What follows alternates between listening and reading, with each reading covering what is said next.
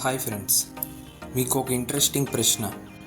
మీరు ఇప్పటి వరకు సంపాదించిన డబ్బు మొత్తం ఏం చేశారు? ఖర్చులకు వాడారా? పొదుపు చేశారా? పెట్టుబడి పెట్టారా? ఈరోజు ఒక అద్భుతమైన కథ చెప్తాను. ఇద్దరు స్నేహితులు ఒక స్థితిలోనే మొదలుపెట్టారు, కానీ 10 ఏళ్ల తర్వాత ఒకరు కోటీశ్వరులు అయ్యారు, మరొకరు ఎప్పటికీ అప్పుల ఊబిలోనే ఉండిపోయారు. ఇంత తేడా ఎందుకు వచ్చిందో తెలుసుకోవాలనుందా?